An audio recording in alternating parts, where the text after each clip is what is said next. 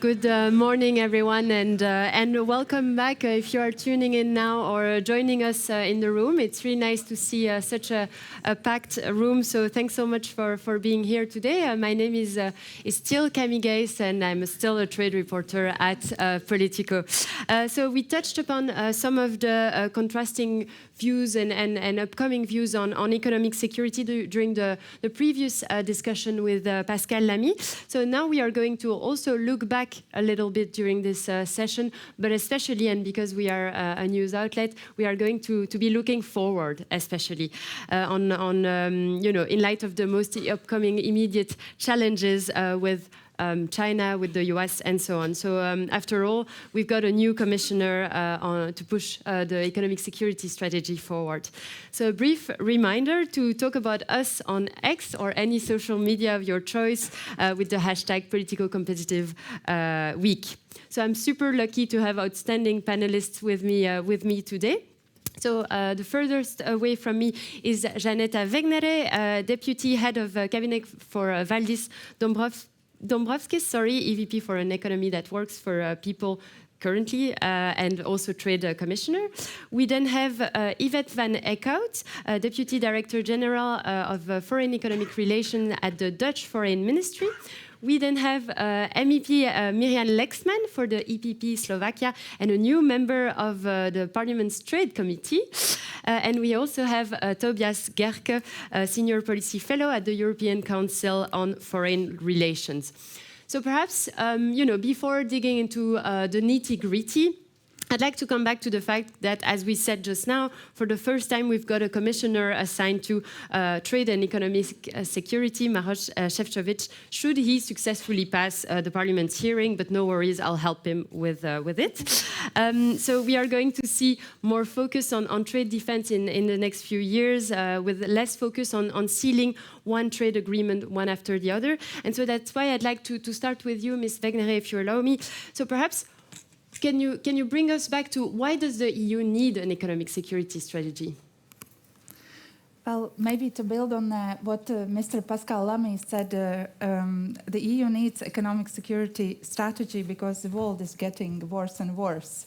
And of course, we have to be able in this situation both to protect our interests, but I would also say to promote our interests. So I wouldn't put the focus only on protecting our interests and trade defense instruments. Yes, these are very important, but this is only one part of EU's economic security strategy because it is built on three pillars: promote, protect, and partner. And actually, I think that this is why the strategy is very balanced, and it also has been positively received by especially our third country partners, because they see space for them in that strategy, right? And there I would say, yes, we will have to probably test our trade defense instruments that we have built and autonomous tools that we have built over this mandate, but we will also have to focus on developing partnership pillar more. And there you also see in Maroš Šefčovič's missions letter, for example, such suggestions as clean trade and investment partnerships. So we also see a renewed focus on global gateway. So I think that we cannot reduce it only to trade defense tools going forward. It will have to be a comprehensive and overarching strategy looking at the three pillars. Thank you. Mr. Gerke, you've been working quite a lot on the critical tech assessment, right? And so tomorrow is going to be marking 1 year that the European Commission unveiled its recommendation on the critical technology that capitals should monitor. It's really one of the key planks of the EU economic security strategy. So perhaps when you look back and when you zoom out a little bit on the rollout of the strategy so far, I've asked the same question to Pascal Lamy. What would you say are the main challenges and the main problems of the rollout of the strategy so far? For the risk assessments, all of them, I think, but particularly critical risk assessments, you're right, is a foundation. In economic security, like in everything else, data and knowledge is power. And Europe really needs to get into the weeds of supply chains, of technology stacks, and so on. But there are a couple of challenges that we now saw over the last year. I think the first one is that a lot of that knowledge, that data lies with industry, with the private sector. And it's not so easy to actually get to that data, to work with the private sector. It's about confidential sharing of information. It's about incentives to work with them. So one solution could be that member states make it mandatory for certain companies in these critical industries to share data. Some governments are doing that, by the way. The second issue, I think, is that risk assessments cannot only be technical. There needs to be a geopolitical analysis. By that, I mean, you can't just look at the dependency, but also what does China want in this industry? What are their ambitions and policies? And the technical data needs to be linked to that geopolitical data, which means concretely that we need to bring in different expertise, geopolitical experts, the intelligence community, who know a bit a thing or two about how supply chains can be manipulated. The third and last challenge, I think, of the risk assessment is trust. Member states need to share sometimes sensitive information among each other. They don't necessarily trust that that information is secure. I think one way to move forward is a multi-speed Europe. For certain technology industries, some member states will need to move forward in smaller coalitions of the willing, share more data, and this way I think we can get faster to more insights. Exactly. And you speak about trust between the member states, and for that I'd like to bring in Ms. Van Eekhout from the Dutch Foreign Ministry. So I would be curious to hear your perspective as a member state on this question as well, and especially the Netherlands is really a pioneer in the field, especially in the export controls of technology of high-tech. So what would you say for you from a member state's perspective were the main issues of curbing access of critical tech to China? What would be your lessons learned on this, really? Yeah, before I go into China technology, etc., because I think that's a whole different. I would like to look also at the Draghi report, who says we need a foreign economic policy. Yeah. And I agree, not just because it's my job title, but it's foreign economic policy, I think, is the right way to go. And I'm also very happy with the mission letter stating that economic security and trade is together, but not the same. Because like Pascal Lamy just said, we are very dependent on trade, and that's also open and rules-based trade is the space that we need to manage our relations, but also our risks. And that's what we're currently doing as EU, which doesn't mean that everybody plays by the rules, and you need to be, resilient to that as well. So within that foreign economic policy, I would divide that into four buckets. One, of course, is the let's say the open trade, but also the level playing field, because we have instruments, we have trade defense instruments where we can address that. We also have new instruments that we're currently using, so use those tools. The other one is the non-proliferation sphere, which is the dual-use technology, strategic goods. And that's a completely different ball game, because that's a multilateral effort also to prevent technology from, going to risky end uses. The next one is national security. National security is, of course, with FDI screening, for instance, we look at our critical systems, we look at critical technologies, the leakage, also the knowledge security. So I think that's also one of the buckets. And the last one is dependencies. Dependencies with trade, we will have dependencies always, which is not a bad thing necessarily. But if they get weaponized and if you have coercion because of your dependencies, you need to be able to react. And I think there, if it's about critical raw materials or some more mundane dependencies that we can have, like LNG. And we've seen that it's not always about critical technologies. Those dependencies will need to be managed. So it's de-risking, it's diversifying with partnerships, but also applying the anti-coercion instrument if needed. And for that, and that's also, I think, what Pascal Lamy said, we need to have a joint risk assessment. Yeah. What is national security risk and what is our joint risk? And I think we're not there yet at all. The second one is, do we want to implement those instruments? Are we all behind the Commission or the member states implementing those tools and using them? Because it's risky as well, because of the coercive nature of trade. So we need a deterrent. But the third one is solidarity also. Mm-hmm. If we get attacked as European Union or one member states, we need to stick together. And I think we have a lot of work to do there. Yeah, I see, Ms. Wegnere, you are nodding. What's coming up on your mind when you are hearing this? No, I just think that Yvette pinpointed a very, very important point. Actually, a couple of points I would like to react on. First is that the European Union is not a nation state.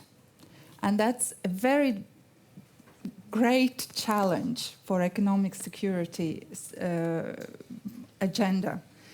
Unlike US, Japan, or even China, we don't have this central power to devise some kind of strategy and impose it top-down, especially because, as Yvette explained, many areas we touched to are of national competence. For example, national security, or many instruments like export controls, member states have a lead role.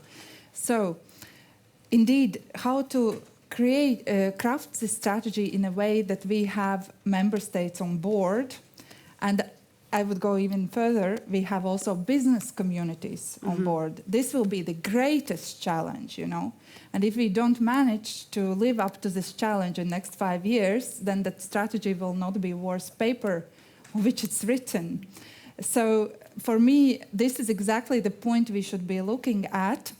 And this is why initially we proposed a strategy that is based on risk-based strategy, and that we would build this. Well, first of all, we have to do these risk assessments, which is challenging in itself, but secondly, that we would build this common understanding of risks, that yes, those are risks we want to address, and those are risks we can perfectly live with. We don't need to address all risks, right? And only by, I really believe, by sharing, building this shared understanding of risks, you can get member states on board, but you also have to get business community on board, probably even by sharing parts of these risk assessments with business community, because we have to build this culture of looking further than quarterly results for your company, this mid-term thinking culture.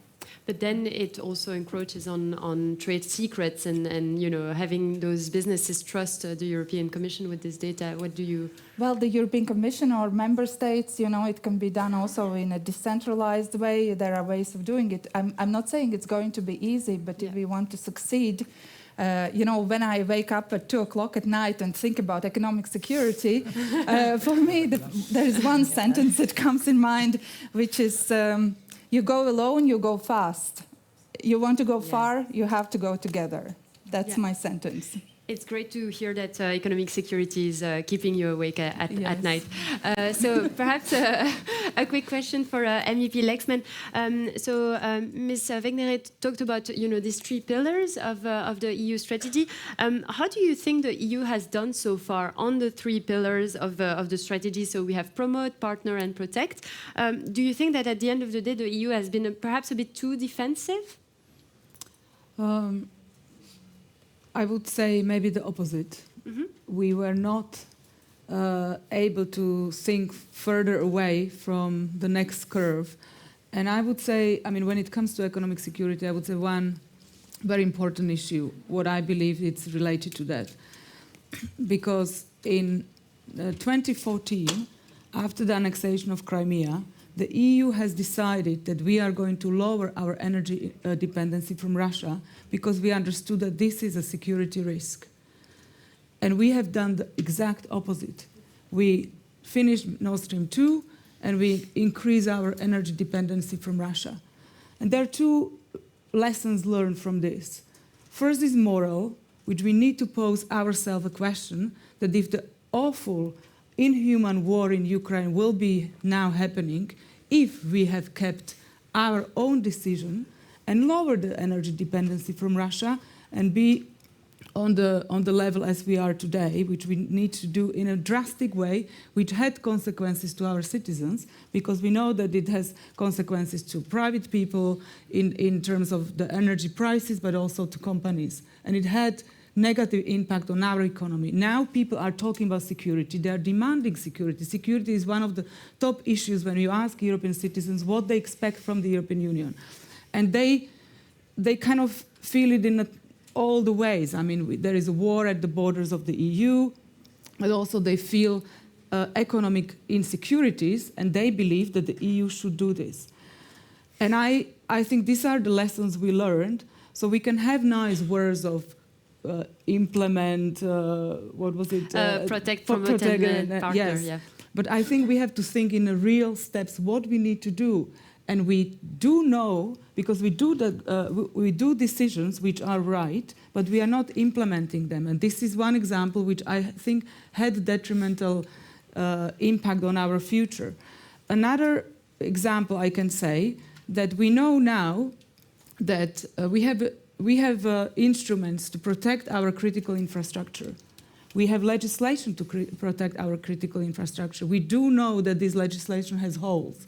But when we look into member states, I mean, the critical infrastructure is still given out to our enemies like China, and I would not even say that competitors, because at the moment we do know that the risks coming from China are not the risk you mentioned rightly, that there are risks which we can decide we can bear with and we can live with, and there are risks we should focus on. And I think the risks coming from China are the risks which we need to focus on. I remember when in the European Parliament, when China has imposed embargo on Lithuanian products because of geopolitical issues and questions, where Lithuania did not make anything what would be against the international laws, but still. And I remember when I was trying in the European Parliament to ring the bell and say, like, we need to discuss what will be our reaction. We had the plenary coming up. I was unable to put this point on the agenda of the next plenary of the European Parliament. It was like business as usual. Okay, we will deal with it somehow. But these are the points where we could and should have made decisions, and these decisions are lagging at the moment. And but eventually, on the Lithuania case, you know, there was this work around the anti-coercion instruments. Yes, so I was a shadow yeah. rapporteur on that, but that came 1 year later. So my point is that we need to see further away and 2-3 steps away, because our adversaries like China, I mean, they're looking like 100 years ahead of the curve, and we are unable to see sometimes what is in the next legislation term, and not even talking within the own term we are at the moment. So I believe that when we talk about economic security, we really need to look into how the laws are set. I mean, we have two overburdening laws for our businesses, but we also have loopholes where we see that they are used in they are practically used by our adversaries to still distort our own economic security. And when it comes to competitiveness, I think what we need to do is really to first of all, and this was also the demand from my own party vis-à-vis the next commission, is the competitiveness check of every new legislation. But we need to also look backwards and go through all legislation and see where are actually the weak points, which is not helping our companies and our businesses, our industry, to be competitive. And we know, I mean, one example which I think is and was discussed again and again and again, it's green aims are positive. It's something we need to look into, but we cannot have the pathways how we are going to achieve these green aims by distorting our own industry. And this is actually happening at this moment. I mean, we know that this decision on the ban of compulsion engines was a decision which practically, if I would not say the strong word destroyed, but had very, very negative impact on our own industry. This is the decisions which should have known. And many people discuss it. Many people knew already when this decision was made that this will have negative impact on our car industry. But despite of the fact we still did it. And now we are wondering why the car industry is in a trouble as it is at the moment. Yeah, exactly. So now we've sort of been looking back at the challenges that you point out, and now perhaps because it's also important to be looking forward. We are really at a crucial transition of power, and perhaps that now that we have actually a commissioner designate on trade and economic security, perhaps Ms. Wegner, I would like to hear from you. What does the future hold for economic security strategy? Is, for instance, are we expecting, the recommendation on outbound investments to come in the next few months, or what in general do you expect? Well, you would know that I'm in a very delicate position at this current juncture, because I'm an outgoing commission, and there is this moral duty of not prejudging on what the next commission will do. So maybe more about my own observations in my personal capacity. I would say that one of the Tobias already mentioned this very work on risk assessment. So I think this is really something that should be accelerated and also brought forward. But secondly, I think that we now clarified how the governance of the economic security agenda will be organized in the European Commission. So we have a dedicated commissioner for it that will be leading this work, and this is a very welcome clarification. But what I also see is that many member states are still struggling with governance questions, because indeed economic security agenda is very transversal. In the old world economy, people would never talk to defense or to foreign affairs people. These were separate work streams. Here we have to bring tech people together, we have to bring intelligence community together, economy community, etc., etc. So I think this will be very important, that also member states and maybe council gets around this puzzle of governance. And then maybe the last point on this is what I already made, is that I personally think that great progress was made during the last commission on autonomous tools. We have our anti-coercion instrument, foreign subsidies regulation. We have now FDI screening in revision. We have built international procurement instrument. Many autonomous tools. So it will be very important to use these tools with credibility. Yeah. And but I really also believe that now one of the important tasks is to expand this partnership pillar, maybe not only coordinating our positions on, say, with our G7 or so-called like-minded partners, but also seeing how we can build a very credible partnership offers to this, for example, developing countries, emerging economies, in the sense that these offers would have an appeal, a political appeal and economic appeal for these countries, and at the same time they would be built in a strategic way, so that we can think of how we can, for instance, secure access to critical inputs needed for digital and green economy, while lifting all boats also in those countries. Yeah, and perhaps following up on this partner aspect of the strategy. So in Maroš Šefčovič's mission letter, there is really this emphasis on clean. Is it clean and clean trade and investment partnership? Yeah. What exactly is it? Because I hear a lot of people in Brussels. When I ask around, nobody really knows. So perhaps you can enlighten us on this. Well, I have a gut feeling, but I think you have to wait for his hearing to hear details. Okay, sounds good. So yeah, Miss Lexman, I count on you to ask Maroš Šefčovič about it during the hearing, because I really don't know. You can count. I will ask him lots of questions. Yeah, voilà, and also concerning the Slovak government. Voilà, exactly. That was going to be my next question for you. So we are going to have the news perhaps today about the start of the hearings, likely on November, early November, for a start of the Commission early December, TBC. So what do you expect from the new Commissioner on Trade and Economic Security when it comes to pushing forward this agenda? And what question would you like to ask Maroš Šefčovič? Because he's a fellow Slovakian politician.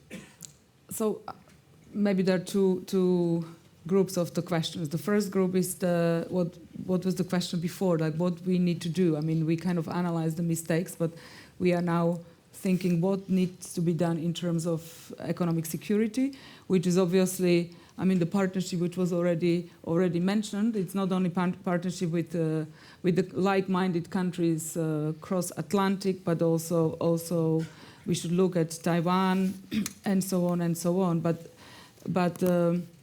what I see important is to implement the critical raw materials and make partnership in the countries where practically the critical raw materials resources are, because this is absolutely vital. We know that the price of the electric vehicle is lower by 20% only by the way that the Chinese have the value chains to the critical raw materials and they own it. And this is already the issue which we need to discuss. Another issue is I would look at IP protection.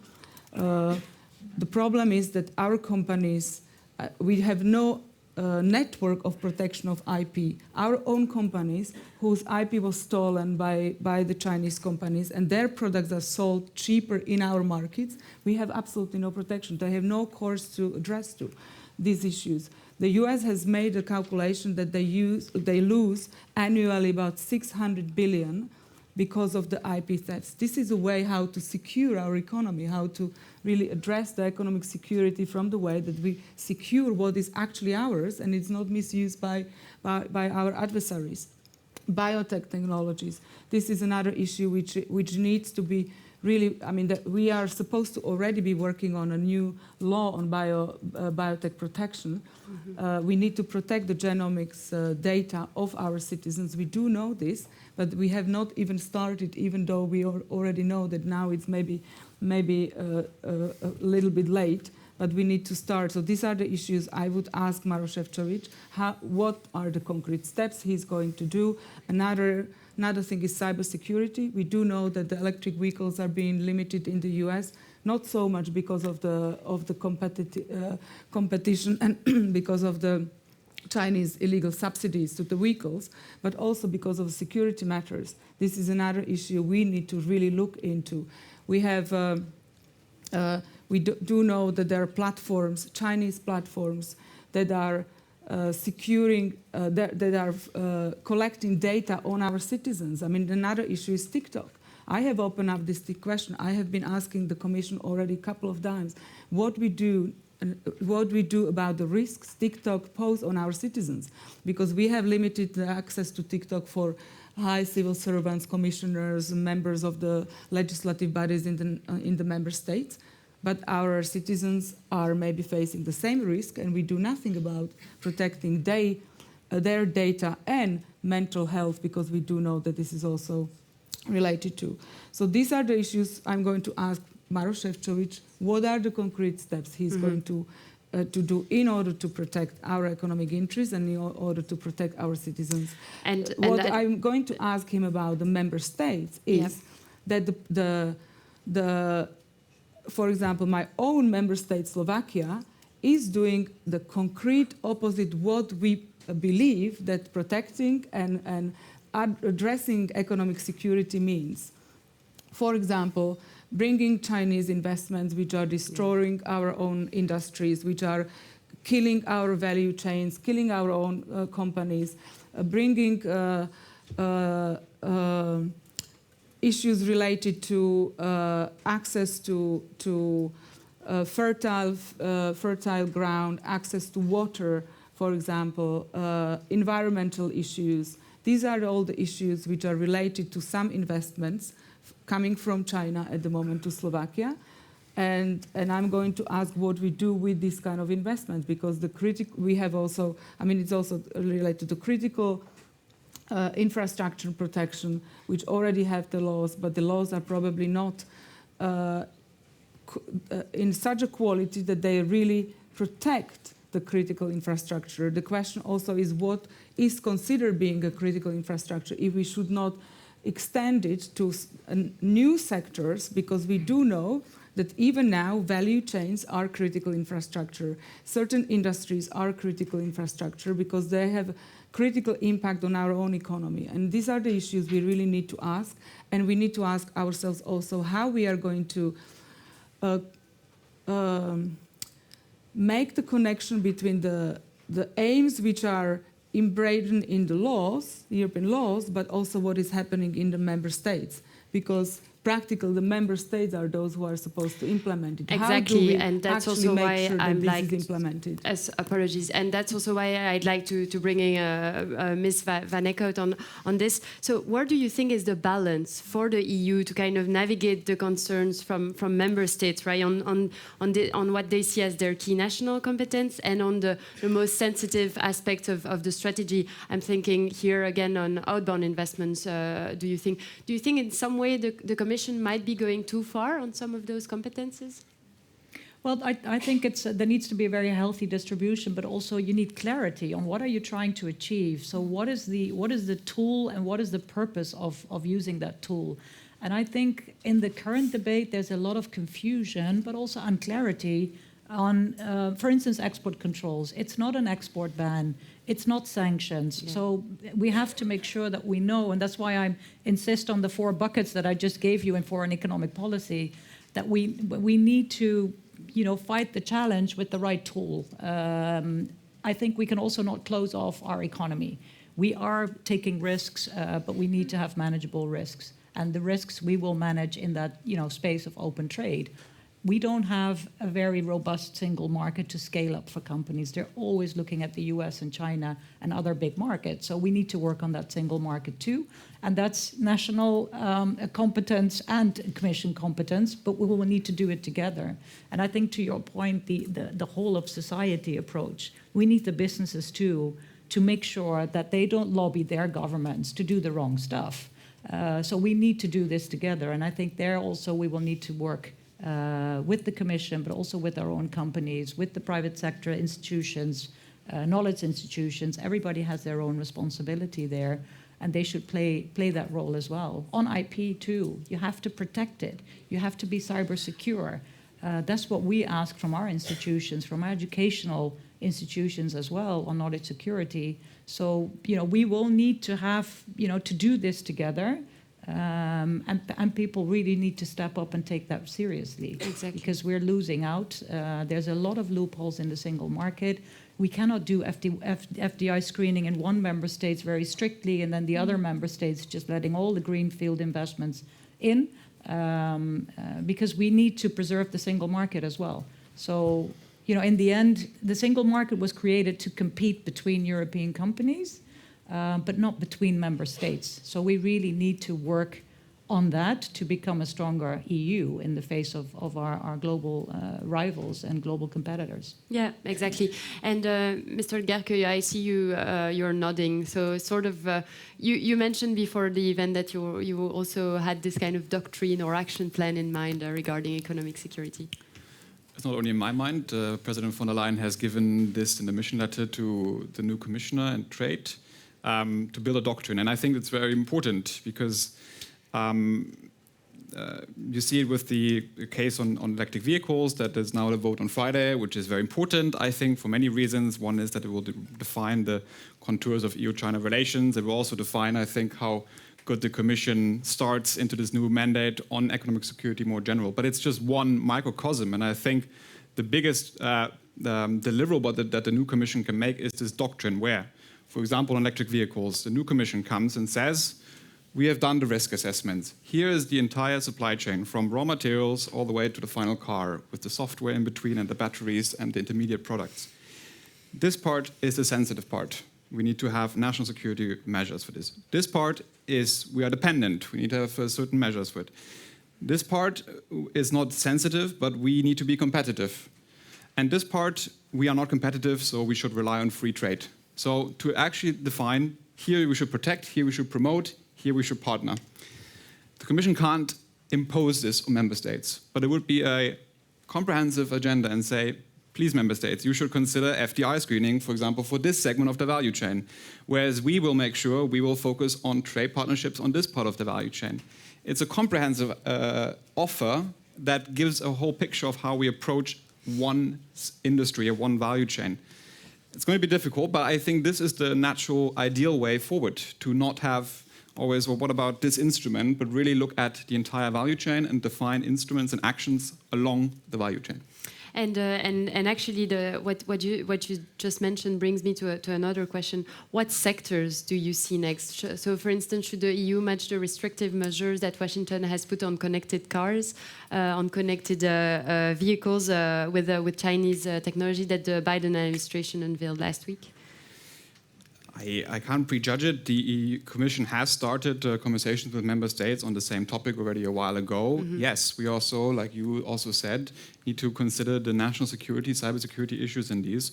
I think there's now real pressure.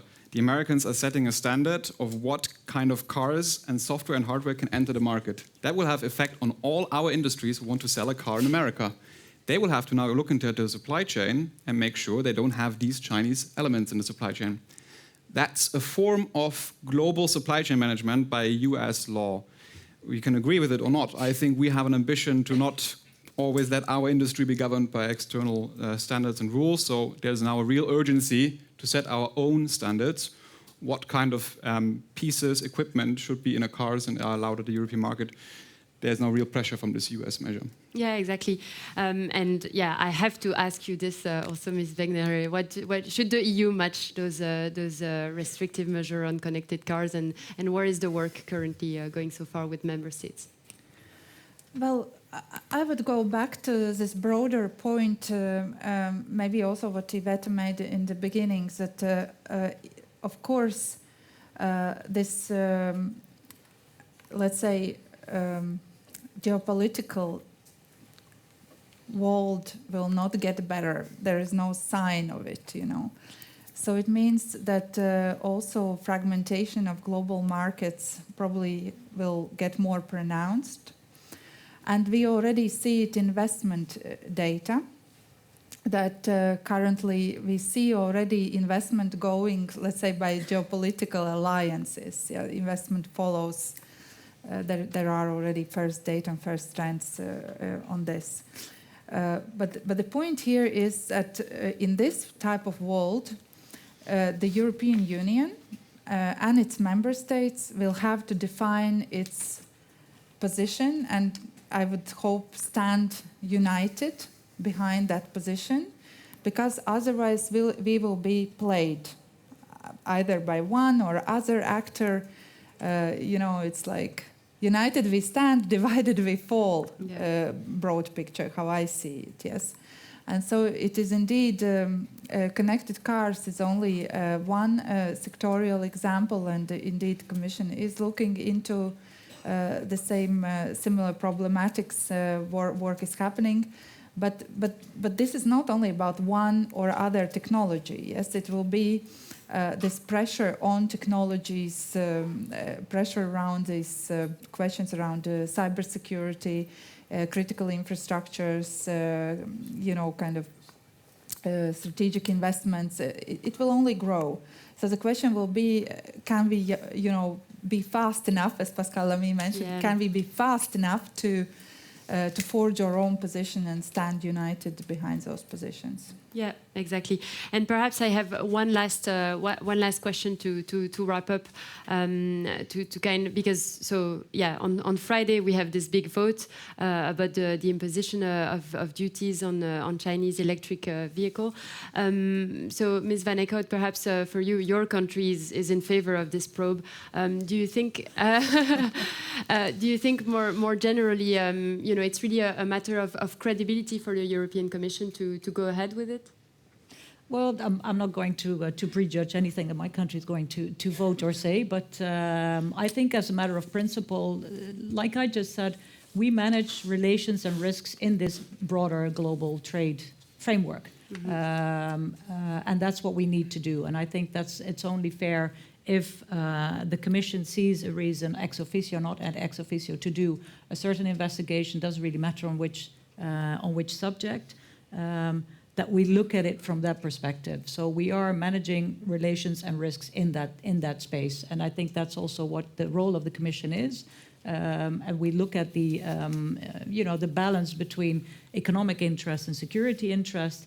But this is not necessarily a security interest. This is something that we all need to look at from our competitiveness as well, but also, like I said, the level playing field. It's about, in the end, it's a level playing field, and that's what we're managing. And we have legitimate instruments to manage that, and that's what we're doing. Yeah, exactly.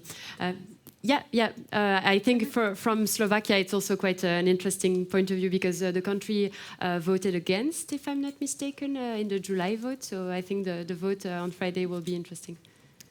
Yeah, but I wanted to say something else. I wanted to say something which I think was missing in this debate is that we need to partner more with our own industry and with our own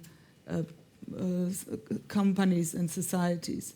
Because, I have the impression that we are discussing about economic security and competitiveness among legislators, politicians, policymakers, high-level officials in the Commission and member states, ministries of foreign affairs and economy.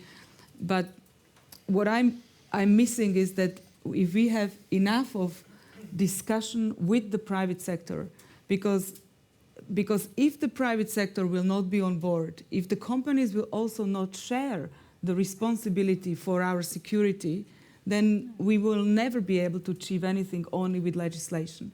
So this is a question, I think, which is absolutely vital for the next weeks and months. We need to bring the private sector on board. That they need to also see that practically, yes, maybe in a short term, it's a burden on them too. But in a long term, it's a defense of our own way of living, democracy, freedom, human rights, and so on and so on. And this is, I think, the kind of bottom line of the whole effort, where we need the companies on board. Yeah, exactly, and I think this goes back to what you said earlier on divided we fall and united we stand, and also with businesses and take them more on board. So this brings me to the end of this debate. Thank you so much for each of you for your contributions. Super interesting. So I'm just going to ask the attendants to remain seated. So the next session will take place after a quick stage change again. So in a few minutes, we are going to have our senior policy editor, Jan Chensky, moderating an interview with Philippe Ducombe, president of ExxonMobil Europe. So thank you so much, everyone. Thank you so much. Really interesting.